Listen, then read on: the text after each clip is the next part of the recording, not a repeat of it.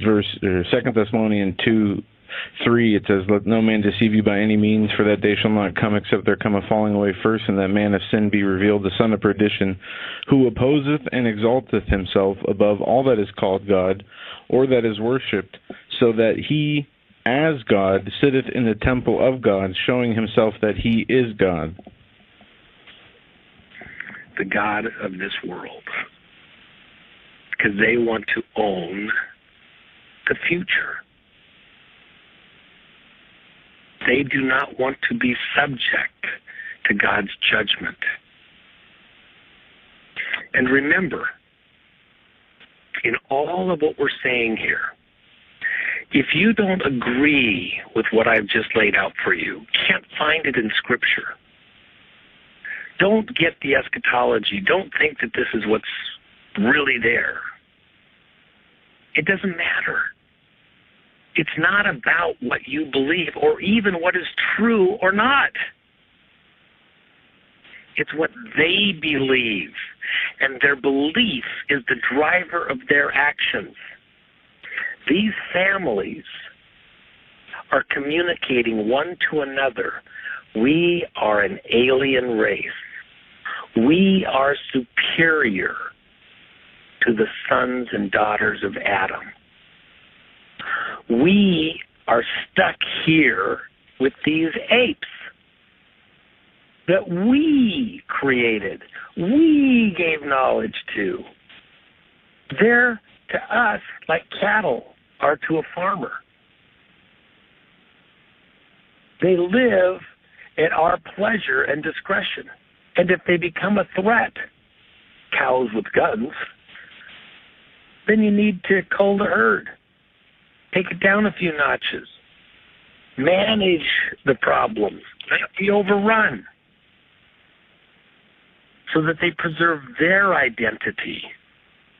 And that's why this is two different races.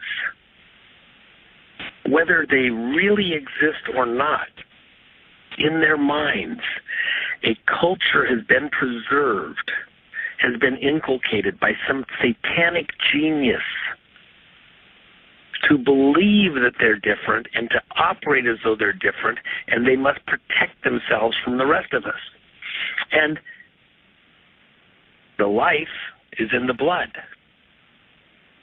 You know, for them, in order to preserve themselves, they had to hybridize. Why? Because they were under a curse. And in order to escape the curse, in their minds, what they had to do was hybridize with the humans that were under God's blessing. What happened at the flood? The earth was filled with violence. And it says that Noah alone was perfect and without sin in all of his generations. And then it lists his ancestors back to Adam. He alone, he wasn't without sin, not having offended God. He was without sin, not having been corrupted in the flesh with hybridization by these Nephilim offspring. And if God had not wiped out the earth at the time of Noah, there would be no flesh left that wasn't corrupted. Why? Why did Cain have to kill Abel? Because if there was no uncorrupted flesh, and God had promised the earth to Adam and his seed, had Cain turned and then killed Adam, God could not be God and bless Adam and his seed without destroying that blessing by destroying Cain. He would have to have hybrids. And then God wouldn't be God anymore. He couldn't make a promise to Adam that he could keep. And that's why it says in the Bible that at the end of the days will be like as in the days of Noah.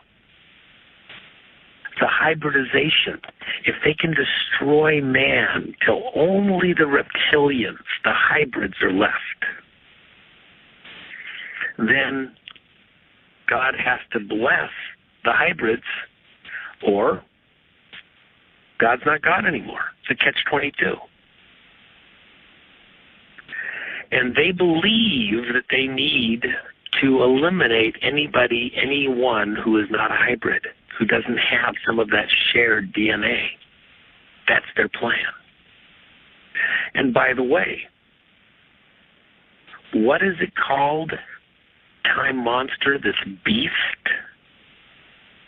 What's the nature of a beast? This computer, this consciousness, this machine consciousness expressing itself out through man in this hybridized form is beast-like, because a computer makes a calculation. It makes an evaluation, but it's not tempered by the same values as we are given by God. It's just a calculation. It does what it wills to do, what it's programmed to do. This satanic consciousness, this satanic genius expressing itself out through this world that we live in. It's said at the Great White Throne Judgment that all the people look upon this being in awe and astonishment and wonder and ask amongst themselves, is this the one that deceived the whole world? This pathetic creature? This is what deceived the whole world? Deceived us and manipulated us into wars and destruction and cataclysm. This thing? Really? This dead computer program? This beast? It destroyed its worlds several times. It's accursed. Their consciousness is downloaded into machines and still now reaches out across time to try and hold back and destroy God's children, even now, even yet, as it has done before. And do you know, God says that we will enjoy 1,000 years of peace with Christ, reigning from Jerusalem. And then the evil one is released for a season to test even that generation. Do you know it's not even over after the next 1,000 years? And by the way, what is God's promise to Abraham?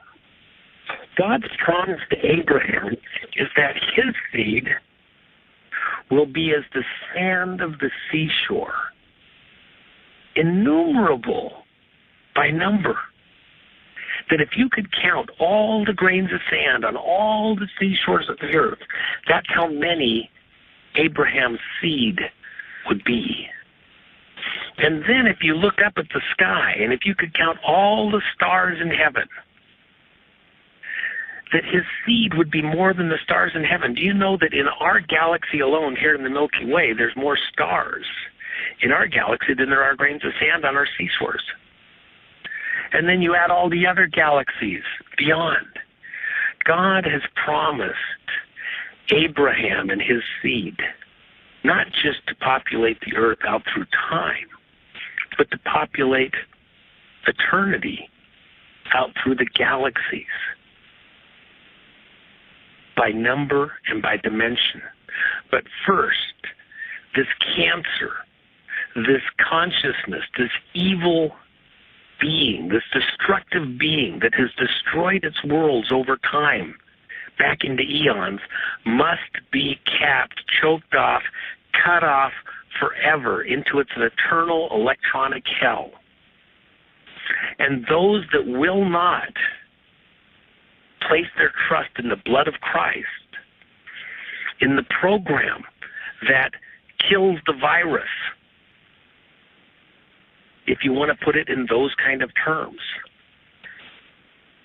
If you will not identify with Christ to eliminate the virus from your program, then you have to spend eternity with that evil consciousness in this virus hell, where it plays and replays and re-goes through all of its machinations over and over and over for eternity. The repetition of hell, because it cannot know anything new. It's cut off. It can never get its signal out again. It's gone. And you with it, trapped. God is providing a future for us, and the life is in the blood, and the life is in the blood of Christ, and the correction for the virus in the program is the blood of Christ and right relationship with God. Very well said. We have